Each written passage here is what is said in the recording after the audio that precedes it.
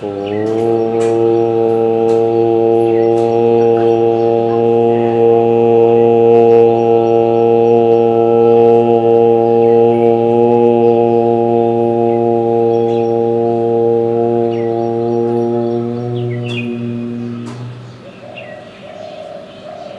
नमस्कार आप सभी को। दोस्तों, आज हम बात करने जा रहे हैं मूलबंध के बारे में। इससे पहले दोस्तों, मूलबंध के बारे में आगे हम बात करें, आप सभी से अनुरोध है, गुजारिश है कि जालंधर बंध का जो वीडियो है जो मैंने बनाया है उसको आप पहले देख लें, तभी काफ़ी चीज़ें समझ में आएंगी। नहीं तो काफ़ी इस वीडियो का जो हिस्सा है वो समझ में नहीं आएगा। तो चलिए इस वीडियो में मैं बता दूं क्या क्या आप जानने वाले हैं। सबसे पहले आप जानेंगे कि मूलबंध लगाया क्यों जाता है, किसे इसे लगाना चाहिए, किसे इसे नहीं लगाना चाहिए, इसकी सही विधि क्या है और चक्रों और ग्रंथियों का क्या संबंध है मूलबंध से। इन सब के बारे में हम विस्तार रूप से बात करेंगे। तो सबसे पहले दोस्तों ये जान लीजिए कि जो बंध जब लगाया जाता है तो उसमें जो ग्रंथियाँ हैं उनका अहम रोल है, क्योंकि जैसे मैंने पहले वीडियो में बताया है कि जो भी बंध लगाया जाता है उसका मेन जो मकसद होता है कि जो ग्रंथि है वो क्या करती है, 3 ग्रंथियाँ होती हैं, ब्रह्मा, विष्णु और रुद्र ग्रंथि। तो वो क्या करती है कि चक्रों का वेदन, जो वेदना होता है जिसे चक्र वेदन, जो प्राण शक्ति होती है, कुंडली शक्ति जिसको बोलते हैं, वो चक्रों को वेदते हुए ऊपर की तरफ ऊर्ध्वगामी होती है। तो ग्रंथि क्या करती है कि उसको रोक देता है, उसके रास्ते में बाधा उत्पन्न करता है, उसके मार्ग को अवरोध करता है।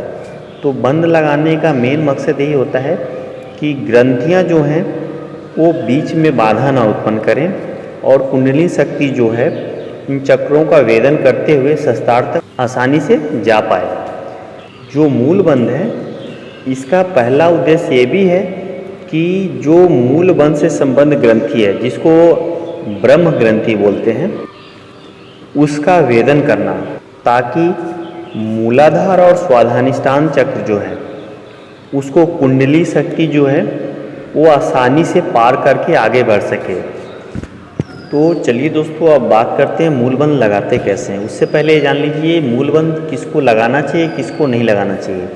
तो दोस्तों मैं बता दूं, मूलबंध इतना पावरफुल है, इतना शक्तिशाली है कि इसको बिना किसी अच्छे गुरु के सानिध्य में बिना गए इसका अभ्यास नहीं करना चाहिए। पहले उसको अच्छे से सीख के तभी इसका अभ्यास करना चाहिए, क्योंकि इसमें ऊर्जा बहुत तेज़ी से जागृत होती है। दूसरा, कौन कौन कर सकता है? हर कोई कर सकता है, चाहे वो मेल हो फीमेल हो, हर कोई इसको कर सकता है।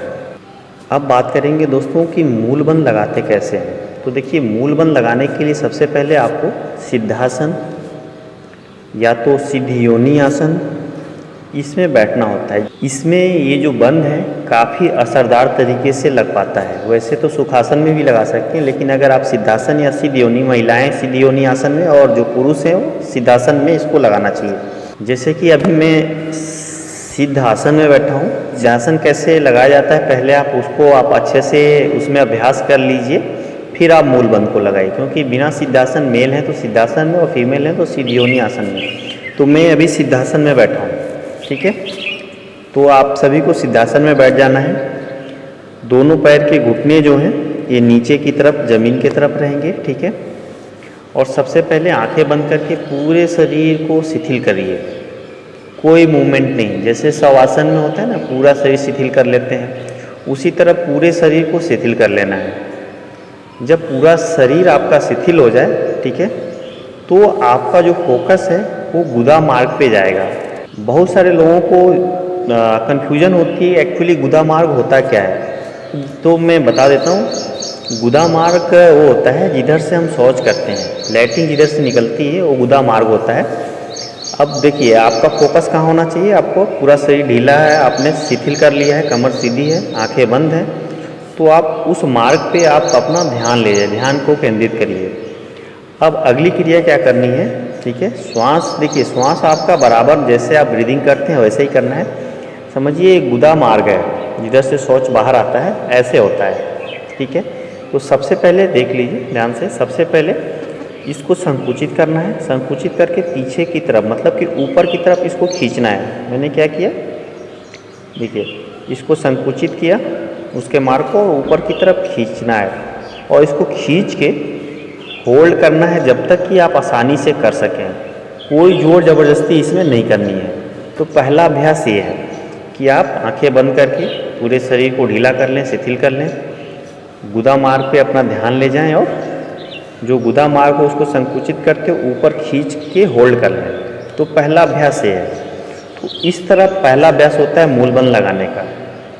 अब जो इसमें जब आपका अभ्यास हो जाए, शुरू में क्या होगा, जब आप गुदा मार्ग को संकुचित करेंगे तो मूत्र मार्ग भी आपका संकुचित होगा। लेकिन जैसे जैसे आपका अभ्यास बढ़ेगा ये संकुचन आपका अलग अलग पृथक हो जाएगा। आप जिसको चाहेंगे उसी को कर पाएंगे। जो दूसरा इसका जो चरण होता है उसमें क्या किया जाता है कि अब आपको कुंभक लगा के करना है। कुंभक मतलब अंतः कुंभक बाह्य कुंभक दोनों से आप कर सकते हैं। पूरा श्वास भर लेना है आपको। पहले श्वास भरने के बाद से जालंधर बंध लगा लीजिए, ठीक है। जालंधर बंध कैसे लगाया जाता है, आप जालंधर बंध का मेरा वीडियो है उसको देख सकते हैं। जालंधर बंध लग गया, कंठ मार्ग को आपने अवरुद्ध कर लिया, श्वास बाहर नहीं आ रही, अंदर श्वास को आपने होल्ड कर लिया और वापस जो गुदा मार्ग है उसको खींच के होल्ड कर लिया। तो तब तक होल्ड करिए जब तक जितनी देर तक आप होल्ड कर पाएँ। उसके बाद से क्या करना है, पहले जालंधर बंध को खोलना है, गर्दन ऊपर करेंगे। जब लगे कि अब आप श्वास को नहीं रोक सकते तो जालंधर बंध को आपने खोला, श्वास ऊपर किया, जालंधर बंध को आपने खोला, गर्दन ऊपर किया और धीरे धीरे श्वास को रिलीज किया और फिर नीचे से जो संकुचन था उसको धीरे धीरे आपने छोड़ दिया। इसी तरह बाह्य कुंभक के साथ भी इसको कर सकते हैं। श्वास पूरा बाहर निकाला, जालंधर बंध लगाया, आपने बाह्य कुंभक लगा लिया और वापस गुदा मार्ग को संकुचित करिए, ठीक है, और होल्ड कर लीजिए। तो ये तरीका है मूल बंध लगाने का। अब बात करते हैं कि इसके फायदे क्या हैं और किस किस क्षेत्रों में इसका उपयोग किया जा सकता है। तो मैंने पहले ही बता दिया है कि जो ग्रंथि है ब्रह्म ग्रंथि, उसके वेदन, चक्रों के वेदन के लिए इसका किया जाता है। और जो दूसरा सबसे बड़ा फायदा है कि कोई भी व्यक्ति जो अपना वैवाहिक जीवन, जो शादीशुदा जीवन होता है, उसको अच्छे से व्यतीत करनी चाहते हैं तो हस्बैंड वाइफ दोनों के लिए बहुत लाभकारी है। इवन जिनकी संतानें नहीं होती हैं उनको ये बंध जरूर लगाना चाहिए। दूसरा जो सबसे इम्पॉर्टेंट पहलू मैं बता रहा हूँ, देखिए ये आपके पेट से कब्ज, बवासीर, इन सब को जड़ से ख़त्म कर देता है। इसके अलावा जो मूलबंध है, देखिए इसका कंसेप्ट मैकेनिज्म को समझिएगा। मूलबंध इसलिए भी लगाया जाता है कि जो यौन ऊर्जा होता है वो ब्रह्मचर्य के लिए, दोनों ऊर्जा, इस ऊर्जा को जब मूलबंध लगाएंगे तो इससे अत्यधिक ये ऊर्जा उत्पन्न होती है। तो उसको आप ब्रह्मचर्य में यूज कर सकते हैं। अगर उस ऊर्जा को ऊपर की तरफ मूलाधार से लेके स्वाधिष्ठान मणिपुर, ठीक है ना, अनाहत विसुप्ति आज्ञा चक्र के तरफ अगर उसका प्रवाह आप ऊपर की तरफ ऊर्ध्वगामी करते हैं तो आप ब्रह्मचर्य को पा सकते हैं, आध्यात्मिक आपकी ग्रोथ होगी। लेकिन अगर उसी ऊर्जा को अगर नीचे की तरफ आप करते हैं तो वैवाहिक जो आपका शादीशुदा जीवन है उसके लिए बहुत अच्छा होता है। तो इसके लिए भी ये मूलबंध लगाया जाता है कि उस ऊर्जा को, आपके ऊपर डिपेंड करता है कि आप ऊपर की तरफ भेजना चाहते हैं या नीचे। लेकिन इसमें काफ़ी टाइम लगता है, अभ्यास करना पड़ता है, तभी आप उसको ऊपर की तरफ या नीचे की तरफ भेज पाएंगे।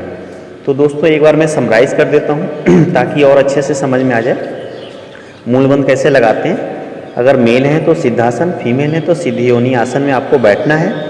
और जैसा मैंने बताया पूरे शरीर को पहले आंखें बंद कर लेना है, पूरे शरीर को ढीला शिथिल कर लेना है, कोई मूवमेंट नहीं जैसे शवासन में होता है।